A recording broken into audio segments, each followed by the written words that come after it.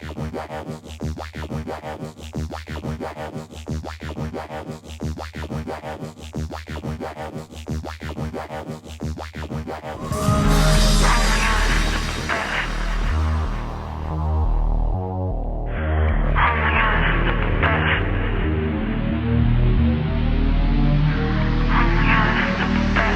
on. Run them jewels fast, run them jewels fast, run them jewels fast, run them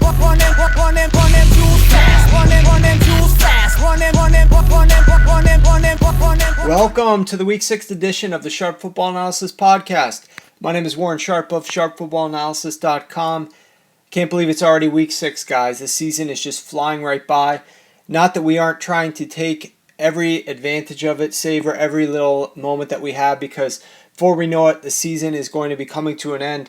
And this is the time to make some money. You know, this is time to profit on these things. Right now in the NFL and college football combined, I'm hitting 65%. NFL total 77%. It's obviously a great start to the season for me over at sharpfootballanalysis.com. But whether you're playing daily fantasy or sports betting, hopefully you guys are taking full advantage of these podcasts. This is the early edition in the week. This is the section that we have the rearview mirror, where we break down every single game in great detail, discussing advanced metrics and analytics as to why teams won or lost these games. Then on Friday, we do the weekend edition. I am joined with Evan Silva of rotoworld.com. We break down all the upcoming matchups. Now, I've been advised on Twitter that I should go ahead and start throwing out some more of my information, some of my recommendations onto that podcast. So I'm going to go ahead and try to throw out a few guys each week and a few matchups and edges that I think are available. So you're going to get even more information from me on that podcast in addition to what Evan brings to the table. So I highly recommend you guys are subscribing. You can be a subscriber on iTunes or you can subscribe on YouTube, because this is also up on YouTube as well. So with that said, let's get ready to dive into some of these weekly headlines, and then we're going to go ahead and touch on some of the Week 5 games, try to learn information about those games so that we can better process and understand these teams as they head into Week 6. A lot of key pivotal matchups for Week 6. The other thing to consider is look at the teams that are on byes this week. You have the Dallas Cowboys, the Oakland Raiders, the St. Louis Rams, and the Tampa Bay Buccaneers. None of those teams have been very promising so far this season, aside from the Dallas Cowboys' early start. And what that means is we got a lot of teams that are going to be playing this week. Some of the better teams are going to be playing this week. So a lot of really good games, a lot of key games that are going to really matter a lot in terms of seeding for the postseason. And so that's going to be fun to discuss those with NFLproject.com once we bring that on later this week.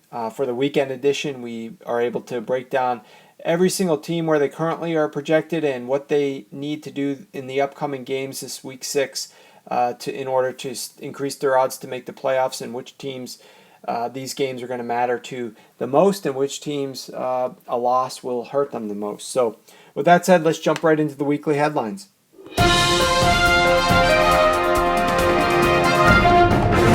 Story number 1, I'm not lying about the Lions' problems.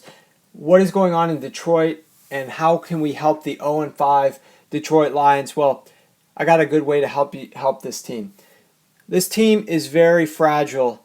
They have a fragile psyche. When they get down early, things tend to snowball out of control for them, and they need some positive momentum early in games. And I'm going to try to help formulate a recipe for them to gain some positive momentum. Since Week 2, well, before I get into what they've done since Week 2 in the first quarter, let me just tell you this. Most of the time in games, the first half of a game is when you try to do what you planned on doing and what you brought into the game. It's not until the second half that you start adjusting to how much time's left in the game, what's the scoring margin, let me do some things based upon what I've seen my opponent do thus far, how are we going to attack them in the best manner. So you change up your game plan to try to go after that opponent. You change up your game plan based upon scoring margin and time remaining in that second half. But in the first half, generally, you're doing what you want to do. Same is true on down and distances.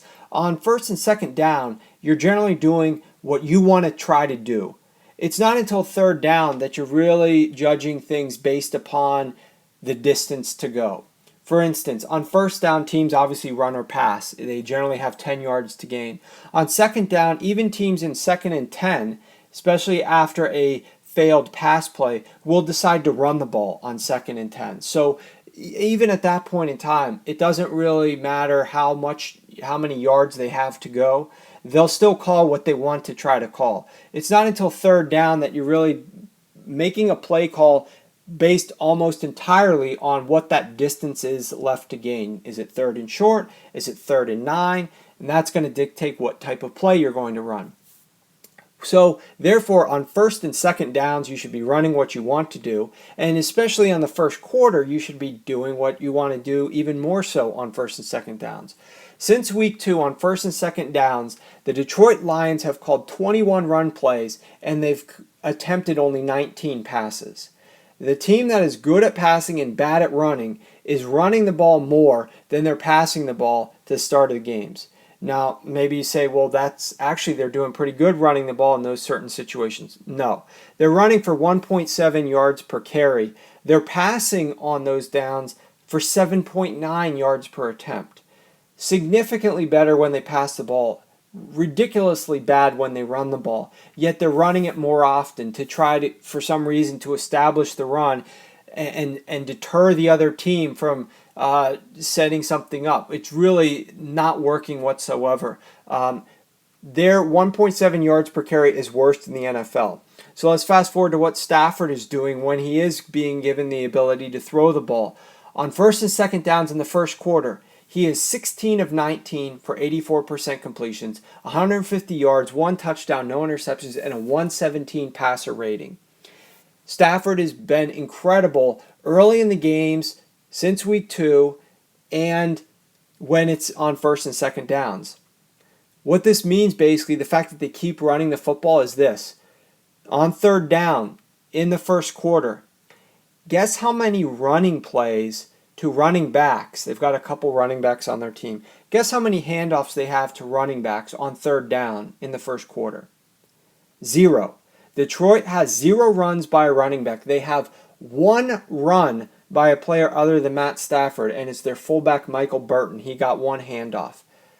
On third downs in the first quarter, Detroit has had 10 passing attempts and only 1 run, and it was to a fullback. What that means, obviously, is that they're faced with third and long because otherwise they would be running a lot more often. If you're faced with third and short, you're not going to have 10 passes and only 1 run. But they're being faced with so many third and longs that they have to pass the ball. And that's exactly what you want to try to prevent as an offensive play caller. You do not want your team to be faced with third and long and make it an obvious passing situation for the defense to know that you're going to have to pass in order to convert a first down. But that's exactly what's happening in Detroit. And the reason why it's happening is because they insist on running the football more than passing, and they're not good at running, and it gets them behind in the chains, and therefore they have to pass all the time on third down. So Detroit simply decide to let the passing game open up things for the run game, let it come more naturally, let Matt Stafford get into a better groove. They benched Matt Stafford in their game against the Cardinals. Not that him being there would make any difference, and I actually agreed with the benching because of the multiple interceptions, but let the guy get off to a better start. He's throwing the football extremely well on first and second downs. A 117 pass rating, 84% completions. Let him get into a better groove early in the game and see what happens. Stop trying to make him throw the ball on these third and longs that are going to be unsuccessful more often than not, and that the defense is going to get a read that you have to pass the ball on this particular play and set something up. So, Lions, please figure some things out. It's very elementary. Get it better. You've got a big game this week against your rival, the Bears, and from that point on, hopefully you'll be able to string a few more wins together.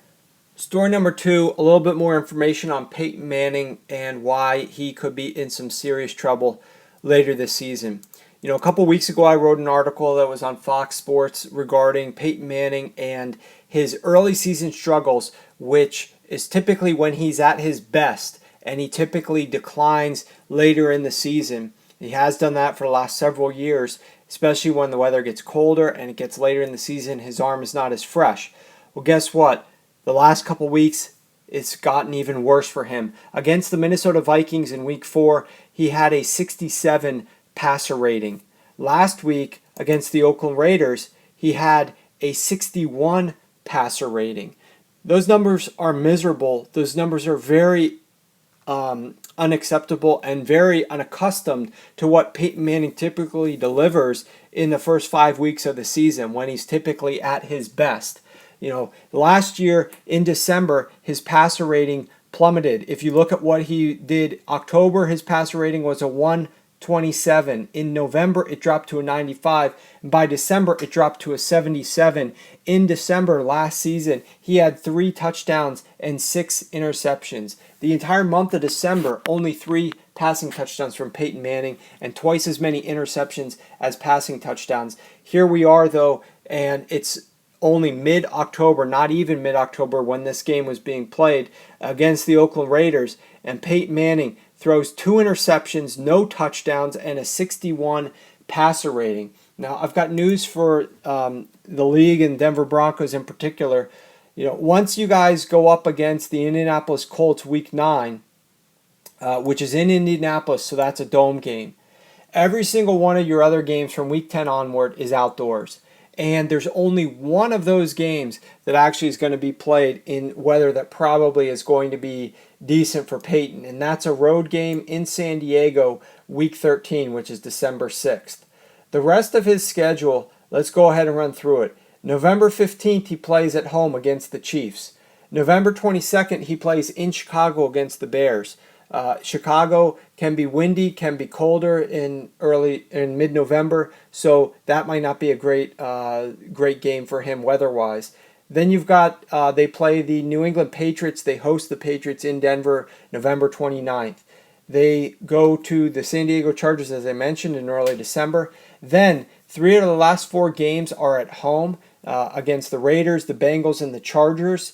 So obviously playing up in Denver in mid to late December and early January is not going to be great weather in terms of the average temperatures, in terms of the average winds and weather in general. Obviously, there could be some great days from time to time, but in general, that's not typically the pattern. And their lone road game is at the Pittsburgh Steelers, December 20th. We obviously know how cold it can be in Pittsburgh right around Christmas time. So Peyton Manning is in for a lot of weather issues to come later this season, whether it's wind, whether it's cold, whether it's precipitation. He's going to be in for it, and if he, in perfect weather conditions, is throwing 2 interceptions, no touchdowns, and 61 ratings, posting back-to-back 60 passer ratings, that does not bode well against the Minnesota Vikings and the Oakland Raiders. That does not bode well for what he's about to do and enter into later this season. Story number 3, what have some of these teams who have built early leads been up to lately? The weeks 1 through 4, I was reporting on this phenomenal story with regard to how well some of these teams who took a lead were at maintaining that lead and winning games. Teams with leads after the first quarter in the first 4 weeks of the season won 88% of their games. Historically, that percentage is down in the low 60s for teams who are leading after the first quarter. And for whatever reason, I blamed it primarily on coaching. These teams were able to maintain those leads much better throughout the course of the game. In fact, in week 4, they went 13-0 if they had a lead after the first quarter. And I predicted that obviously we're going to have regression. This number is certainly going to revert back towards that historical average, but perhaps overall the course of the season is still going to be one of the more abnormal seasons. But at any rate, this past week, week 5, we actually definitely saw a little bit of regression. Teams that were leading after the first quarter ended up going 3-5. That's 38%. Now, there were 3 games where teams won by at least a touchdown who led after the first quarter. Those were the Colts over the Texans, the Bucs over the Jaguars, and the Packers over the Rams. Those teams won by at least a touchdown after leading after the first quarter. There were a handful of teams that saw games won or lost by less than a touchdown. So some of these games were very much a coin flip. And all of those games ended up going to the team who was trailing after the first quarter. So, example, the Kansas City Chiefs against the Chicago Bears. The Chiefs, obviously, they were leading after the first quarter. They led 7-3. They led 17-3 at halftime. But Andy Reid, as I'm going to foreshadow here, I'm going to rail on him later in this podcast, made some bonehead decision-making, bonehead play calling, and allowed the Bears to come back into that game, and they won the game by 1 point. Same thing could be said for the Baltimore Ravens and the Cleveland Browns. The Baltimore Ravens led 21-9 with, I believe, 3 minutes left in the third quarter. They were playing at home. All these teams were actually playing at home but blew these leads. So the Ravens were leading 21-9, and they ended up letting the Browns take them to overtime, and then Cleveland won that game in overtime. Obviously, we know how erratic overtime games can get. And then the Monday night game, San Diego Chargers at Pittsburgh Steelers. San Diego was up 7-0. They held a 3-point lead, allowed Mike Vick to drive the length of the field, and obviously the last play of the game from Wildcat formation, Pittsburgh Steelers ran in the touchdown to win the game by 4 points. So all those games, last second type situations, all of them ended up going to the team who was trailing after the first quarter. So not extremely impressed by that, but what I am impressed by are two particular games. The Arizona Cardinals and the Philadelphia Eagles. In both situations, the team who won the game ended up winning big, but was trailing 7-0 at the end of the first quarter. Lions were up 7-0 over the Cardinals. Saints were up 7-0 over the Eagles. Those teams who were trailing after the first quarter hadn't scored a single point. Arizona scored 28 points in the second quarter, allowed nothing. Philadelphia scored 10 points in the second quarter, allowed nothing. They both built up those leads in the third and fourth quarter, and the final scores are almost identical. Arizona won 42-17. Philadelphia won 39-17. So both of those situations for the Eagles, they dominated that game from start to finish pretty much. Sam Bradford just threw 2 first-half interceptions into the end zone to cost the Eagles, obviously, at a minimum, 3 points each drive, but potentially 2 touchdowns there that they could have had in the first half that they didn't get thanks to those interceptions. And the Detroit Arizona game played very low scoring early in that game before Arizona really just started turning it on, started working their deep passing game, and opened things up defensively with 6 takeaways as well. Set themselves up with some good positioning to get some touchdowns there. So good coaching from those teams who were trailing. So that's the current status update of teams who are leading after the first quarter. So far throughout the course of the season, including last week's games where they went 3-5, teams that were leading after the first quarter have now won 82% of their games in 2015. They are 50 wins and 11 losses. Story number 4, I wanted to touch really quickly on a number of players from the fantasy perspective who are significantly outperforming what we thought they would be doing this season so far. It really allows us to talk about some unique situations that some of these players have based upon their offenses, and obviously that kind of transitions into talking about these teams in general. Let's start off first and foremost with the running back position, and the player who's the number 1 overall scoring player in fantasy whatsoever is Devonta Freeman of the Atlanta Falcons. There was talk about Tevin Coleman. Devonta didn't even start the season as the starter down there, and of course the Atlanta Falcons had not been known for the run game, but he is utilizing the injury to Coleman along with the fact that he is excelling in Kyle Shanahan's zone blocking scheme to really just dominate and put up gaudy statistics over teams that are supposed to have decent run defenses. It doesn't really matter to him. He's producing well. And then you couple in the fact that Julio Jones' injury to his hamstring, his toe, slows him down, and he's their main passing weapon, so it opens up the need to throw more things underneath, and Freeman is catching a lot of balls out of the backfield. So extremely good performance there. And if you want to ask, can he keep this up moving forward? Well, barring an injury or setback, take a look at this schedule coming up for this team. Their next few games, it's shockingly easy. The Saints, the Titans, the Bucks, the 49ers, which we know about their defense now. They used to be formidable, but not so much anymore. The Colts, the Vikings, the Bucks again. Before they close out the season, they do have 2 games against the Panthers, but sprinkled in they have the Jaguars and the Saints. So he's looking good moving forward. Let's just say that. Now, a couple other guys who are projected low who are doing well: Doug Martin of the Bucks, Dion Lewis of the New England Patriots. This was a player who they picked up, and I definitely drafted him on.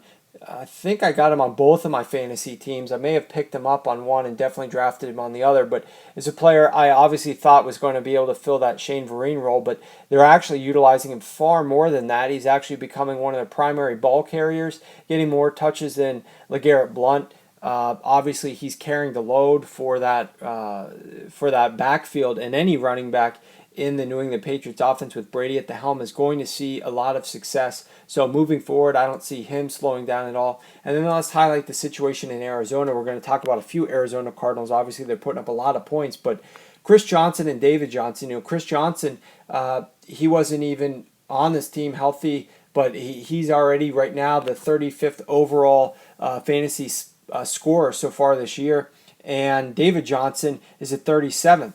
If you combine these guys into one, you'd have a really menacing player. But now you've got another Cardinal who's coming back from health in that backfield to kind of muddy the waters a little bit in Arrington. So it's going to be a difficult situation for any one of those players to produce effectively. But obviously you don't hope injury on anybody. But if there's an injury in that backfield, whoever's still standing is going to really be able to excel significantly. You look at the wide receivers, and there's a number of players there who are really outperforming where we thought they would be. The first and foremost is James Jones in Green Bay.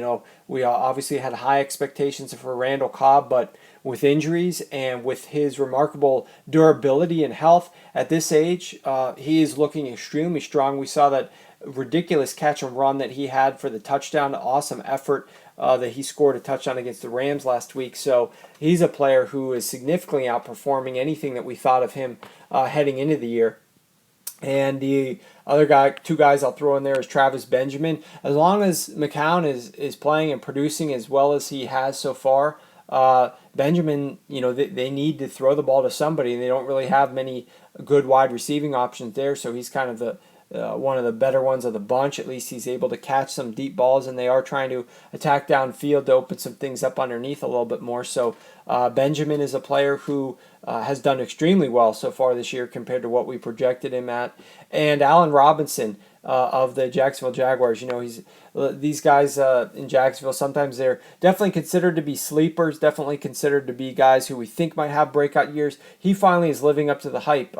Fantasy-wise, production-wise, he's very close to Antonio Brown right now, who, of course, is suffering from the loss of Ben Roethlisberger. But Allen Robinson is scoring more fantasy points this year than Odell Beckham, than Keenan Allen, than Julian Edelman, than Randall Cobb. So he's definitely outproducing a number of guys who were certainly rated higher than him heading into the year. And then last but not least, moving on to the quarterback position, of course, you can't talk about quarterbacks overperforming their expectations then if you don't talk about Andy Dalton first and foremost. His performance has been tremendous. 11 touchdowns, only 2 interceptions this year. He's also ran 2 touchdowns in. Very strong performance for him up in Cincinnati, and as long as that offensive line stays healthy and he's got his wide receivers, including his tight end Tyler Eifert, healthy, that offense can do some things, and that means Andy Dalton's going to be able to throw some passes up there and put up fantasy production week in and week out, especially when you look at the teams in his division. The Pittsburgh Steelers secondary, the Baltimore Ravens secondary, the Cleveland Browns. All these defenses have been known historically as stalwarts, as great defenses, but this season clearly has been they've been exposed. They've been shown to be defenses that you can produce upon. So I think he's in a really good position moving forward.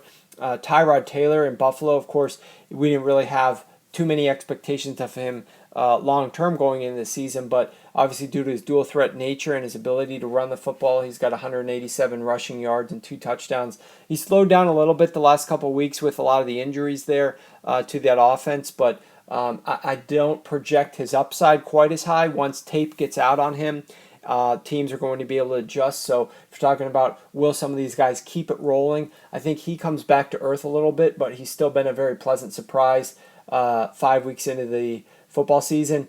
And then a couple other guys, Carson Palmer and Blake Bortles. Carson Palmer, two guys on the opposite ends of their careers, with Blake Bortles just getting things started, and Carson Palmer obviously winding things down. But his performance, his ability to still go deep, to hang in the pocket, to take those deep passes and take hits in the pocket, especially coming off a knee injury, extremely impressive. Highly complimentary things about Carson Palmer and Blake Bortles. Obviously, he's stepping up in Jacksonville. We'll see what his shoulder injury bears out in terms of whether he'll be able to keep that production going. But extremely strong performance from Blake Bortles as well, significantly outperforming what we projected of him, and ahead of Eli Manning and Phillip Rivers even. So now let's jump right back into breaking down some of these games in our rearview mirror segment, looking at all the analytics and metrics behind why these teams won or lost their games in Week 5, and take away as much as we possibly can so that we can use this information to get smarter about these teams as we head into Week 6. Let's get things started with the Thursday night game, the Texans versus the Colts. This game really was defined by the Ryan Mallett injury, in which brought in Brian Hoyer. And Ryan Mallett, he went down with his injury. He really wasn't all that injured, it didn't appear. He said he was ready to come back in the very next play. So I asked the question, why do you even go off the field? If you're in that situation, you need to stay out there, try to get the next play call in, and just keep things going, especially if you're playing as poorly as he is, and you didn't even start the year as the starting quarterback. Why would you let the starting quarterback come back on? Just not very an intelligent move by Ryan Mallett in that game. But Brian Hoyer, he came in through that big Hail Mary bomb at the end of the half, sent the game over the first half total, which was playing very much towards the under, and the final game did go over the total as the Colts ended up winning the game. The Texans, led by Brian Hoyer, very efficient passing the football, 76% completions. That was actually second best of any team in the league this week. 8.8 yards per pass attempt. That was third best of any team in the league. So he came on and played very well, but they could not run the ball against this Colts defense. They only averaged 2.9 yards per run attempt. Even with that, however, still sixth best yards per play of any team in the week. They were really derailed by their penalties, of which they had 13, the most of any team in the league this week, as well as their 2 turnovers, which were both interceptions, and going only 1 of 3 in the red zone, whereas the Hasselbeck-led Colts went 3 of 4 in the red zone of the Texans and allowed them to gain the 7-point victory. The Bengals and the Seahawks, this was a crazy game. This game, the Seattle Seahawks on the road as a 3-point underdog, led by 17 points after the third quarter.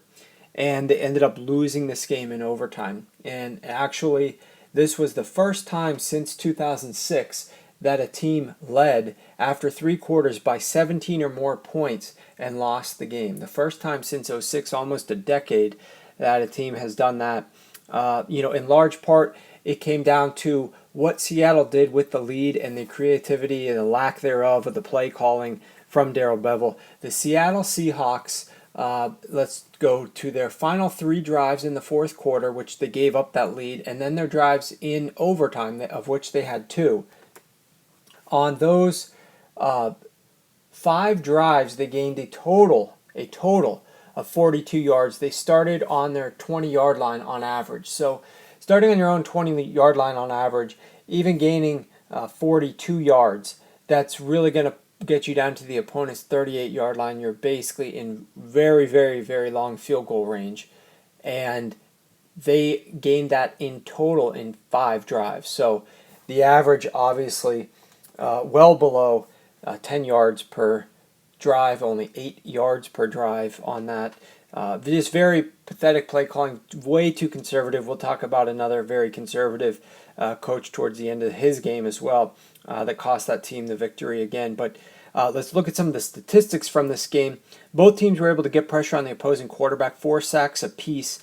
Both quarterbacks were able to pass pretty efficiently. Obviously, Andy Dalton was throwing a large volume of passes compared to Russell Wilson. Andy Dalton threw almost twice as many pass attempts and completed exactly twice as many because of the fact that Seattle was up so big early in that game. In terms of the rushing, Obviously, a very huge run by Thomas Rawls busted this open, gained 200 total yards for Seattle on the day from that team, but 6.7 yards per run. They held the Bengals down to only 3.5 yards per run, so really definitely came down to Andy Dalton performing extremely well in the passing game. The Bengals got down to the red zone 4 times and converted 3 touchdowns. Seattle only got into the Bengals red zone twice and did not convert a single touchdown when they were down there. Obviously, that would have been a critical element that would have probably helped them win this game outright, but they were not able to get it done. The Buccaneers at the Jaguars. This was a very exciting game from two very young quarterbacks who played extremely well in this game. If you want to watch a exciting game where it seemed like everybody on that field was going 100 miles per hour when they had the ball in their hands, this was the game to watch. A lot of energy in this Battle of Florida, and the quarterbacks did not disappoint. Blake Bortles posted a 121 passer rating. That was third best of any quarterback in the league this past week. And Jameis Winston posted a 117 passer rating. That was fourth best. Both these guys averaged over 8 yards per pass attempt.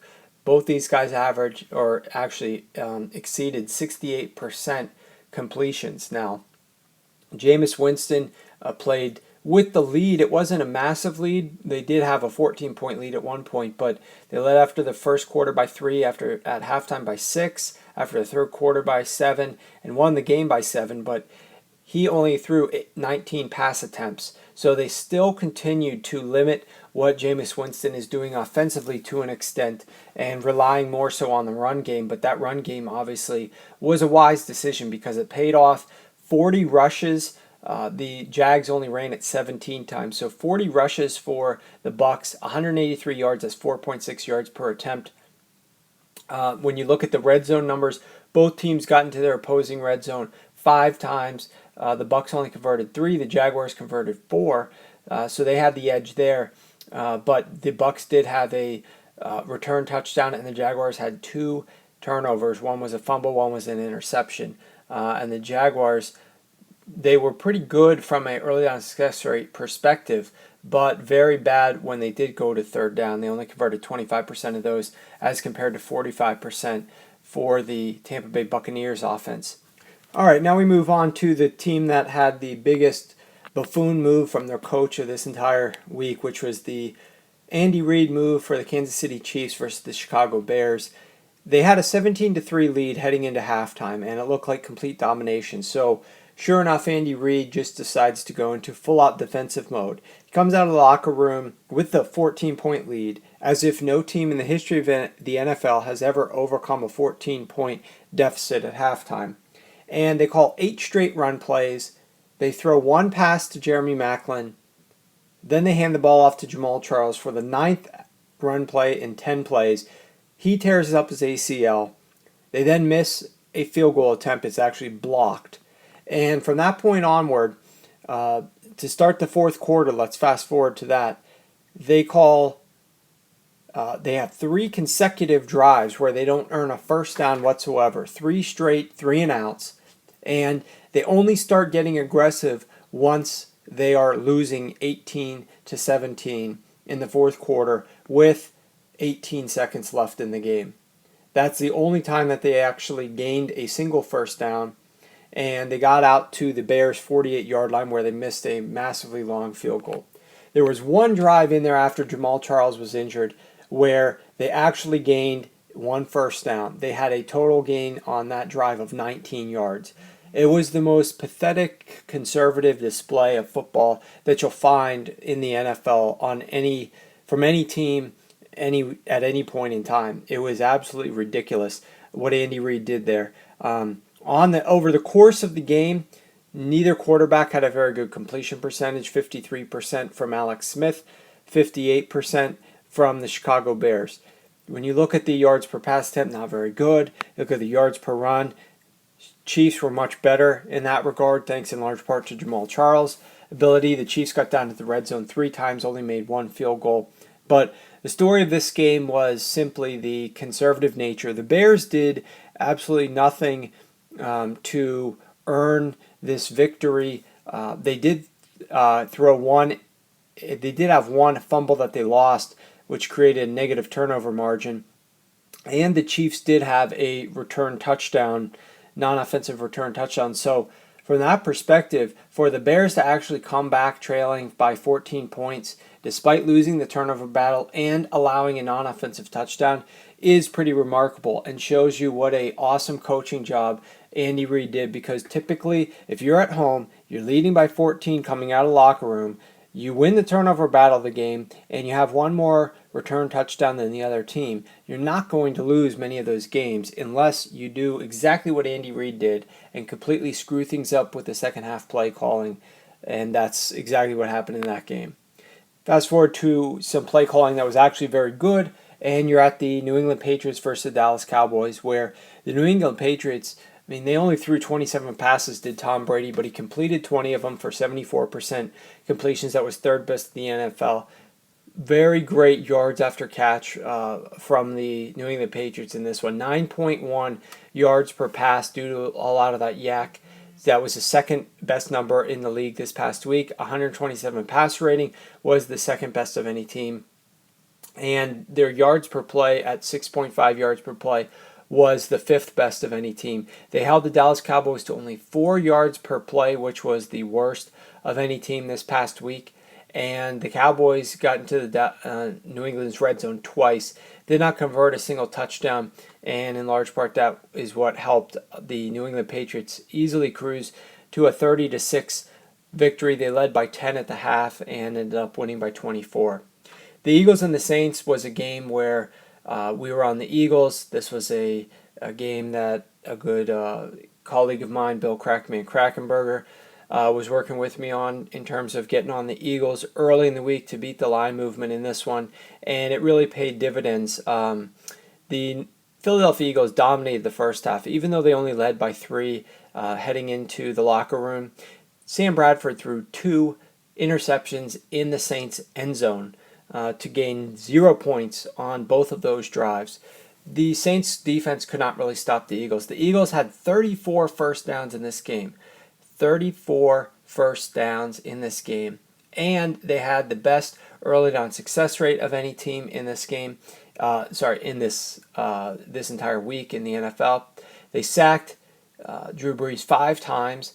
Sam Bradford's performance overall was okay. I mean, barring his couple interceptions, which lowered his passer rating, he did complete 71% of his passes, and he was averaging 7.4 yards per attempt. So there were times when he looked miserable, and there were times when he looked really good. I still felt as though the Eagles need to get away from the first down DeMarco Murray runs. He's really completely unproductive on those types of runs. They ended up feeding him the football a lot. It seems like he's in the head of Chip Kelly. Just because he complained about getting touches on the ball, they started feeding him late.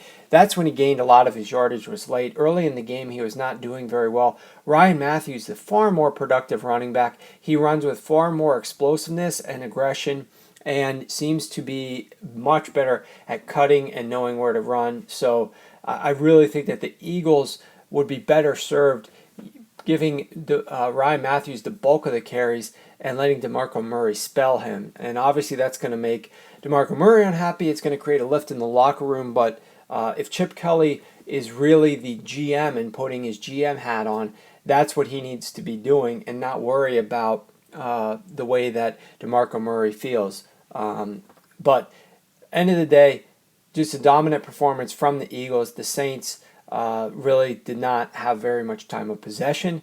The Eagles only punted once the entire game. The Saints punted 6 times. Just a beginning to end domination by the Eagles. It really wasn't reflective on the scoreboard early, but certainly was late as they won 39-17. The Washington Redskins at the Atlanta Falcons was a game that featured one team that was able to run the ball effectively and stop their opponent's run. And if you think that that team was the Washington Redskins on the road, using their run offense to grind out the Atlanta Falcons and stop the Falcons' run game with their strong run defense, which ranked 7th heading into the week, you would be wrong, because the Atlanta Falcons' run defense held the Washington Redskins to only 2.1 yards per run attempt, and the Atlanta Falcons themselves were able to run on this Washington Redskins run defense for 5.5 yards per carry, 176 total yards. That was 4th best in the league. This week, the Redskins' 2.1 yards per carry was the NFL's worst this past week. Now, from the Atlanta Falcons, you might think, hey, they won this game.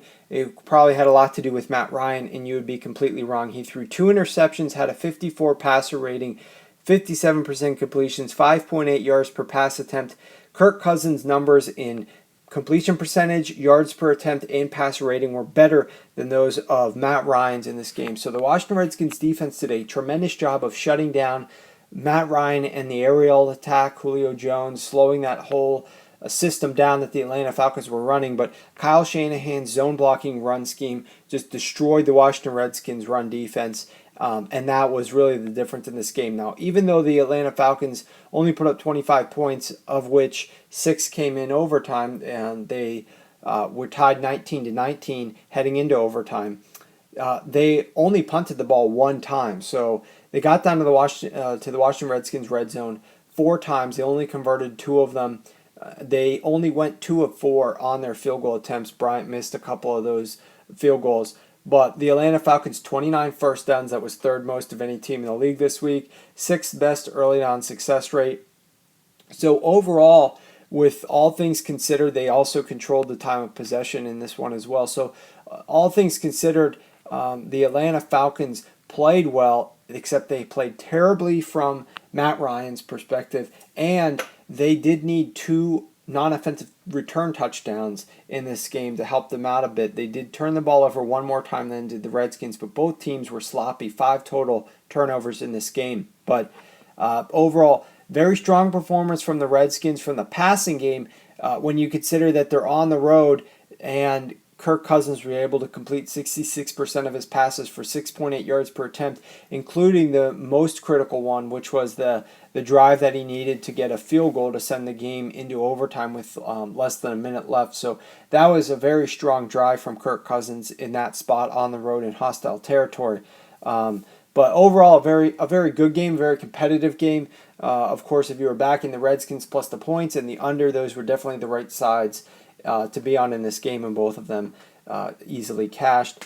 The New York Giants and the San Francisco 49ers, this was a game that you wondered where the defense went. We just talked about a game that had a lot of defense to now we're talking about a game that really did not have very much. Let's first focus on the player of the game, the player of the week possibly. Eli Manning, 54 pass attempts in this game. That was a career high. 41 completions. That also was a career high. 441 yards, that was the 3rd most in his career, and 3 passing touchdowns. Just ridiculous marks across the board from Eli Manning. Like so many other quarterbacks before him, carved up the San Francisco 49ers pass defense, which really has become a significant problem for them and something that they're really going to need to overcome. Probably the easiest way to overcome that is to play the Baltimore Ravens and that passing offense. That said, they are not playing very good pass defense whatsoever. Eli Manning completing 76% of his attempts. That was the best in the league. Now, you might think a quarterback who would have the best completion percentage in the league would be a quarterback who is either throwing a lot of passes closer to the line of scrimmage or is throwing very low volume. But Eli Manning averaged 8.2 yards per attempt and had 54 pass attempts in this game. So just ridiculous numbers all around from Eli Manning against his 49ers defense. Now, on the positive side for the 49ers, they ran the ball for 4.6 yards per carry, 124 yards. And Colin Kaepernick didn't have a terrible game on the road.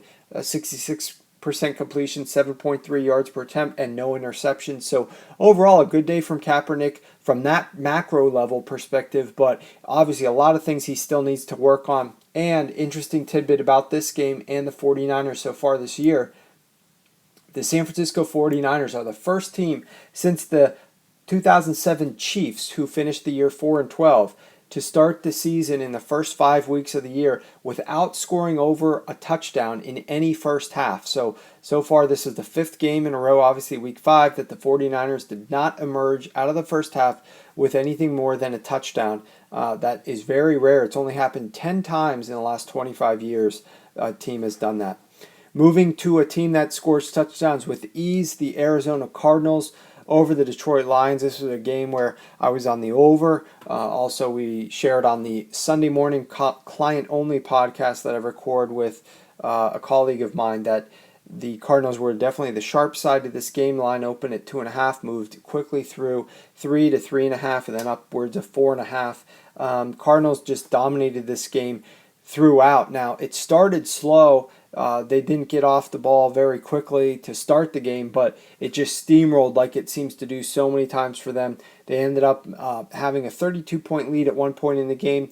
They were up by 21 points at halftime, up by 28 at the end of the third quarter, and just dominated the game. Multiple strong performances in terms of takeaways. They had 6 total takeaways in this game. They did not score a touchdown on any single one of those, however. So despite the fact that they did have 6 takeaways, did not turn any of those into a touchdown. But what I will say this is when I did my write-up for clients on this particular game, I indicated how the Arizona Cardinals went 1 of 5 in the red zone against the St. Louis Rams. And I said that this was going to be a big factor in this game.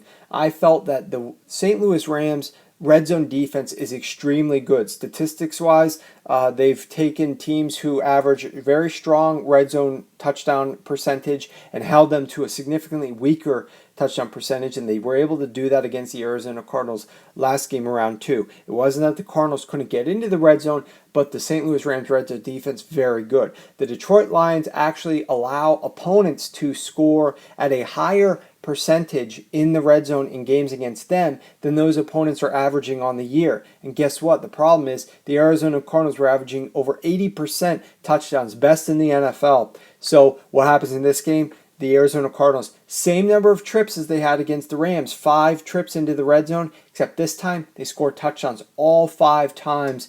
That was massive. They also went 3 of 3 when they were in goal-to-go situations, and of course, those touchdowns obviously propelled this team with those 35 points to a significant edge in the game. Now, in terms of first downs, they only had 15 total first downs. The Lions actually had almost double that. The Lions had 29 first downs, but much of what the Lions was able to do came late in the game. And I already kind of discussed my issue with the Lions earlier in my rant, but the bottom line for them, they got to get away with these first quarter runs that just get no yardage, put them down in the behind the chains, and that forces them to throw the ball on third and longs. Instead of running for nothing on first and second down to start the games, they need to pass the ball efficiently, which they are able to do and they have been doing in the first quarter on first and second downs. That would set up third and short. So now guess what? As a defense, you're not sure. Are they going to run or are they going to pass the ball again? You're not really sure what you have to do because it's a very short third and short. But the way the Lions are doing it, they're running on first and second down, setting up third and long. And what can't they do on third and long? They can't run the ball, so it's very predictable for defenses to defend them. They just need some work on that. They need to figure out what they're doing with play calling early downs, early in the game. The Packers and the Rams was a game that, although I did not have anything invested on the St. Louis Rams catching 10 or 9 points, this is a game where the Rams really were the right side of this game throughout most of the game. They just could not get the job done primarily because of Nick Foles' performance inside of the red zone. So let's break this one down in detail because I know a lot of the wise guy, the sharper money, was on the St. Louis Rams catching the points against the Packers. Both of these teams extremely inefficient overall offensively. From an early down success rate performance, both these teams ranked 25th and 26th in the league this past week, and there was only 26 teams playing. So two of the worst performances there, so obviously no wonder that not many points were scored and fell well below the total. There were also 8 total punts in this game. But here's the problem. You're a team on the road like the St. Louis Rams. You're playing a team like the Green Bay Packers. You are obviously expecting that the Packers and Aaron Rodgers offensively are going to play decent. So what you need to try to do is maximize your time of possession out on the field. And the St. Louis Rams were able to do that. They controlled the ball for 34 minutes. That was 9th most in the league this past week. And they were able to run the ball effectively against this Packers run defense, which had looked good for a couple of weeks, but really it was more of a ruse in my opinion. The Rams were able to run the ball for 191 yards, 5.3 yards per attempt, 6th best in the league. The problem was not the run game. The problem was what Nick Foles was doing passing the football. He went 12 of 31. That was only 39%. That was the worst mark in the league. for 4.6 yards per attempt. That was 24th in the league.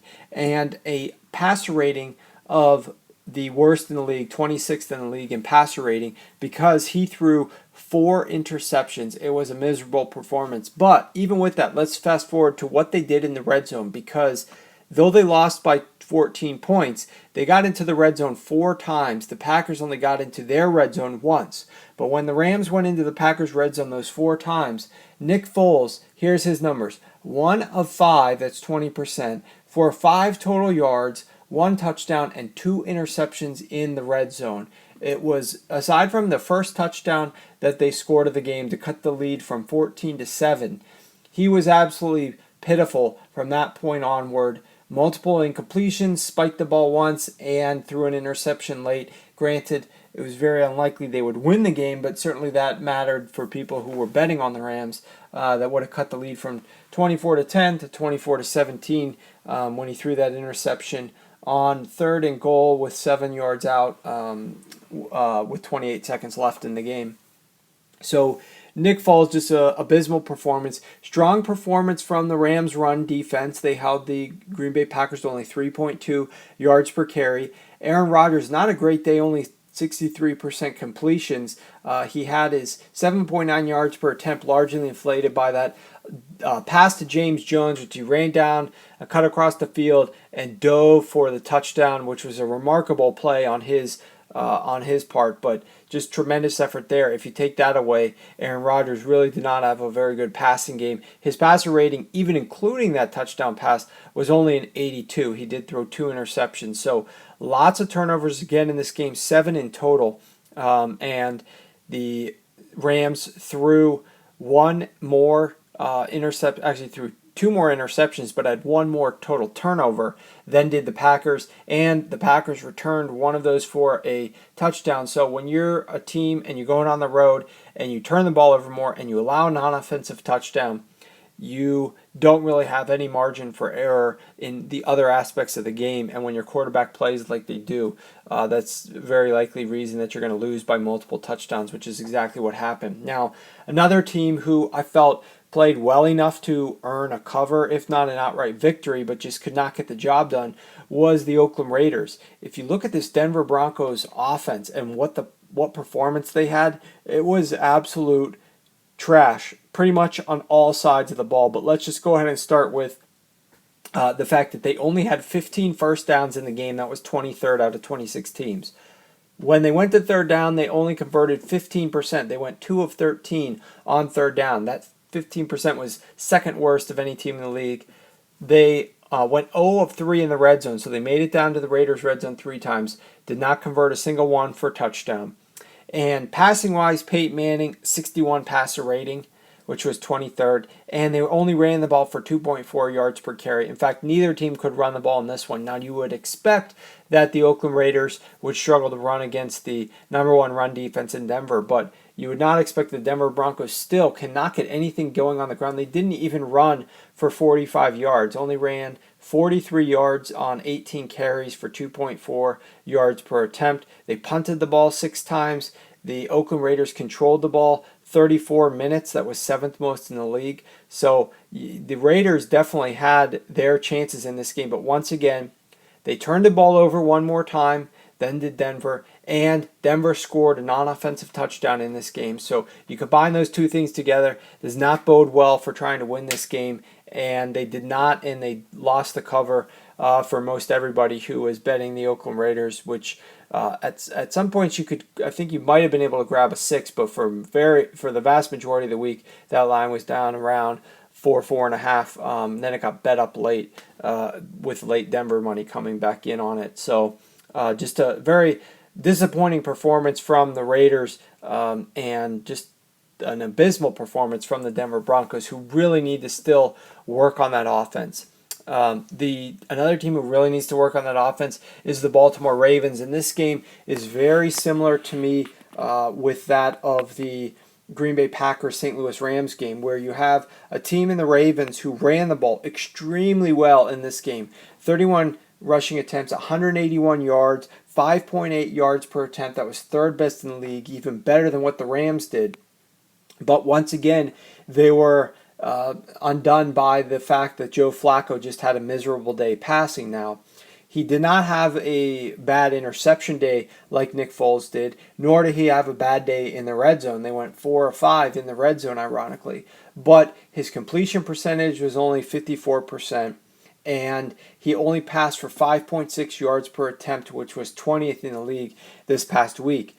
When you combine those two factors with the fact that they went up against a quarterback in Josh McCown, who completed 71% of his passes for 8.3 yards per attempt and a 108 passer rating, every single one of those was top 6 in the league this past week, then you're going to need some other things to go your way, and Joe Flacco just could not get those done for the Ravens in key situations. In addition, they had 12 penalties in this game, which was the second most of any team this past week. So those two things just caused them to end up losing this game in overtime by 3 points. It was a very high-scoring game. The total was not set nearly this high, but a lot of back-and-forth action in this one. Exciting game. And the Browns have to really wonder if they can get McCown rolling like this. I heard a crazy quote after the game that their tackle, Joe Thomas, was begging to get Johnny Manziel back into the game and on the field. I don't know if that was ended up being a legitimately true quote or not, but if it was, that shows absolute lack of knowledge and total incompetence. The Ravens led this game 21-9 at home. The Ravens were up 21-9 at home with 2 minutes left in the third quarter. For all the Ravens fans out there, their defense is what let this game slip away. But 21-9 at home with 2 minutes left in the third quarter. Cleveland historically was 1-18 all time when down by 7 or more points at any point in the game to the Baltimore Ravens. They were 0-11 on the road in Baltimore all time when down by 7 or more, by 7+ points on the road in Baltimore. Yet they were down 21-9, down by 12 points, and they came back and won this game. So that's a ridiculous statement if that was in fact true that Joe Thomas said, as reported by Nate Ehrlich, the Cleveland Browns beat writer for the Akron Beacon Journal. So if his quote is legitimate, that's pretty concerning from what Joe Thomas said, because he really doesn't have any understanding or appreciation. Now perhaps he's commenting on the fact that they got him into that position to start with, down 21-9. But the fact of the matter is, McCown had a great game, 71% completions, like I said, top 6 in all the major categories. Did not throw an interception. Just really surprising that the Ravens are blowing games such as this, games where they're able to run the ball for 5.8 yards per carry and up 21-9. It seems completely illogical that a team up 21-9, almost heading into the fourth quarter, who is able to run the ball for 5.8 yards per carry and who does not turn the ball over at any more point in that game, loses the game. But that's exactly what happened here in Baltimore against the Browns. The Titans and the Bills, definitely a game where it seemed like the luster of Tyrod Taylor's newness has worn off a bit here. They only gained 13 first downs, did the Bills. No team had fewer first downs. Their early down success rate was the third worst of any team in the league this past week. And Tyrod Taylor, only 61% completions, only 4.6 yards per attempt. That was the second worst yards per attempt of any team in the league this week. Now, albeit they are without a number of weapons, Sammy Watkins, LaShawn McCoy. Their running backs are down to like their fourth string running back, so they only averaged 4.2 yards per play in this game. It has to be an extremely disappointing performance for the Titans. Their statistics were not very good in this game, not worthy of a win for sure, with Marcus Mariota only passing for 5.6 yards per attempt and the run game only generating 3.5 yards per attempt. So neither of those statistically are very good or deserving of a victory, but nevertheless, their defense was holding the Bills down, and they led by 3 points after the second and third quarter, but they end up losing this game by 1 point. Very disappointing off of a bye for Ken Whisenhunt and the Tennessee Titans offense for them to perform that way against the Buffalo Bills, but good for the Titans defense to hold the Bills down the way that they did, and hopefully the Bills, for their sake, they just need to get a little bit healthier at some core positions there, skill-wise, offensive running backs and wide receivers if they get some health there. But teams are able to now scheme against what Tyrod Taylor does well. When he was the backup quarterback in Baltimore, he shined in the preseason because nobody was game planning against him. When he first came there to Buffalo to start the season, he shined as well because teams didn't know really what they were going to do. There wasn't tape of in-game situations on him. Now that tape is starting to come out, so it'll be interesting to see with the advent of the way that these other teams are now going to be playing him. Can he adjust his game? Can the offense adjust with Greg Roman and figure out how to utilize the players and the pieces that they have to excel and win some of these games? Because though they won this game, there's not going to be many games that they're going to win, averaging only 4.6 yards per pass attempt and 4.2 yards per play. The Monday night game, extremely exciting, close game between the Pittsburgh Steelers at the San Diego Chargers. Phillip Rivers had a masterful game overall. 100 passer rating. He was 35 of 48 for 365 yards and 2 touchdowns and 1 interception. So a very strong game from Phillip Rivers, but a big portion of this game was decided by the third downs, the lack thereof, that the San Diego Chargers unable to convert.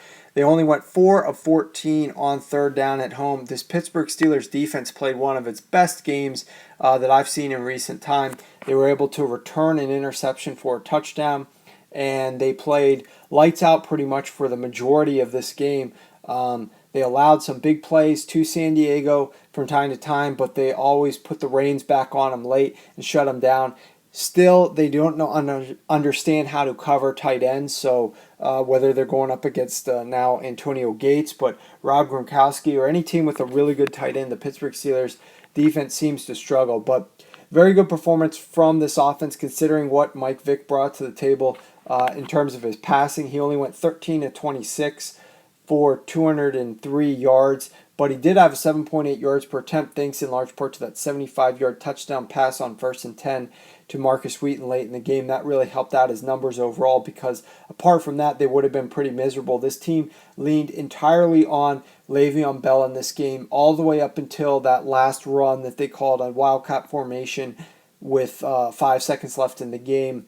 Le'Veon Bell, 21 rushes for 111 yards. That's 5.3 yards per attempt. And when you're a team like the Chargers and your main key is to stop Le'Veon Bell because you want Mike Vick to try to beat you in passing the football, to allow Le'Veon Bell to still be able to run for 5.3 yards per attempt is not very strong coming from the San Diego Chargers. That defense really has a lot of work.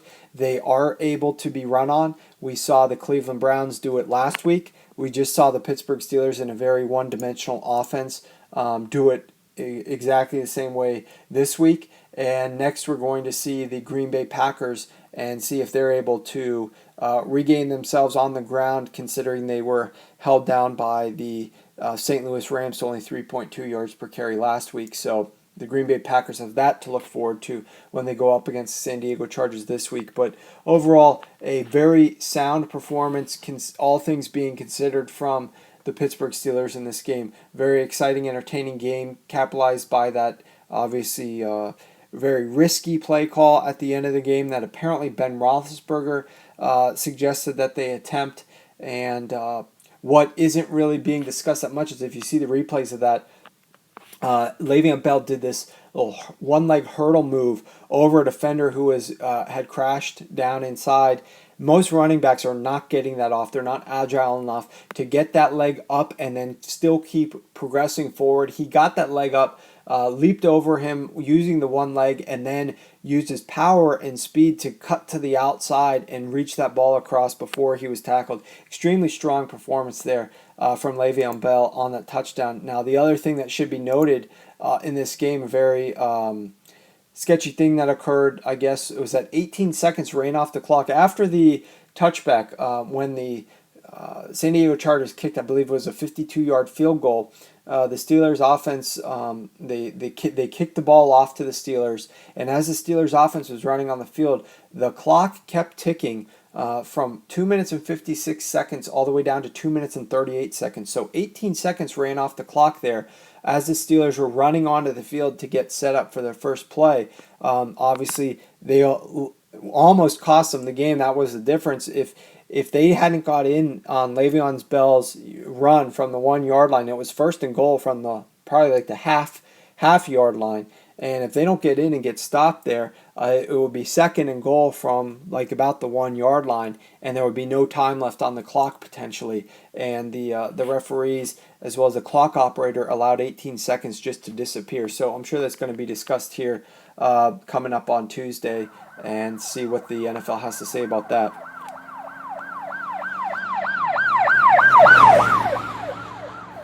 All right, let's break down some of these injuries at the high level. Let's first talk about the biggest one of the week, and that was to Jamaal Charles, the running back for the Kansas City Chiefs. He tore his ACL. Obviously, he is out for the year, and that's a big loss for the Chiefs because their offense really revolved around him, whether it was getting things done on the ground or catching passes in the air. He was a big part of that offense, a big percentage of that offense. So that is a massive loss for the Kansas City Chiefs. Not that they were doing much this year with a 1-4 record, having blown that game against the Chicago Bears when they were up 17-3 at halftime, but that would have made them 2-2. They still would be without Jamaal Charles, even if they had won that game, and unlikely to do anything this year as a result. Moving to a team that is another team that's struggling this year and had a very close game that did not go in their favor would be the Seattle Seahawks against the Cincinnati Bengals. Seattle lost two potentially significant players defensively. They lost linebacker Bobby Wagner, who has a strained pec, and defensive tackle Jordan Hill, who has a strained quad. Jordan is probably out a couple of weeks. They're not really sure yet about Bobby Wagner. They do host the Carolina Panthers. They're currently a 7-point favorite, so that's going to be a big issue. Now, a guy who's going to play on Thursday potentially is Julio Jones. He was sort of held out of practice. They just held a walkthrough, and so he really didn't participate in that. So we'll have to see. He says he'll be ready to play. They do go against the New Orleans Saints on Thursday. And he's still suffering lingering hamstring and toe injuries. He says he's going to be ready to play, but they're not entirely sure. Obviously, they're going to have to test it out probably pregame. They won't know until that. Their center, Robert Pearson, has an ankle injury, and it looks like James Stone will probably start in place of him. So with Robert Pearson being out with that injury, obviously a center is not a position that you normally think is an issue. Perhaps it's less of an issue against the New Orleans Saints, but it's never a good thing. It's always underrated when you lose a starting center. So be aware of that. Let's see, when you look at... let me grab another couple of players here for you. DeMarcus Ware, he injured his back, and he might be out a game with that back injury. He was carted off. It wasn't believed to be serious, and they do play the Browns next week, so that's a game that, with the way that this offense is playing, you certainly don't want to overlook any opponent whatsoever, and they have to go on the road. They opened as a 6-point favorite at Chris, and that line is down to 4.5. So obviously the early money's coming in on the Cleveland Browns at home, and Denver will likely, I think, miss that game at Cleveland and then return after their bye the next week, and they get to play the Green Bay Packers. So my guess is he misses this game against the Cleveland Browns, so that'll be a big injury. Chris Long for the St. Louis Rams against the Green Bay Packers last week. They lost that game 24-10, and he looks like he's going to be out for a week or two with a hyperextended knee. Luckily, he does not have ACL or MCL damage to that. He missed 10 games last year with an ankle injury. He started all 5 games this year. Obviously, a very strong defensive cog for that team. So it looks like he's going to be out potentially for a couple weeks. Now, they are on a bye this week, so that's helpful. Joe Hayden for the Browns, the cornerback, he's in the NFL's concussion protocol. He's taken to the locker room early in the fourth quarter after landing awkwardly. So that could be an issue. They're going up against Peyton Manning and the Denver Broncos here this week at an early kickoff at home. and they may or may not be without one of their best defensive players, Joe Hayden. And they did get their best nickel cornerback, Kwan Williams, back from a concussion. So he was able to play. But if Hayden can't go, they're looking to start Pierre Desir in his place. So that's going to be a guy that Peyton Manning probably is going to pick on. So the Cleveland Browns better hope that Joe Hayden is able to go for this game. So that's a quick roundup of some of the injuries. Hope you guys enjoyed this week's edition of the podcast. A lot of great games last week. This week we've got Dallas Cowboys on bye. Hopefully they can try to figure some things out for their offense. We've got the Oakland Raiders on a bye, Tampa Bay, and St. Louis. So we've got 4 teams that are actually struggling, and you know what that means. That means a lot of the better teams are going to be playing, so it's going to be another exciting week of football this week. Looking forward to it, obviously. Hoping to keep things going strong over at Sharp Football Analysis for my clients. Right now we have a 30-16 record overall in NFL and college football combined. Obviously very, very strong performance so far to start the season.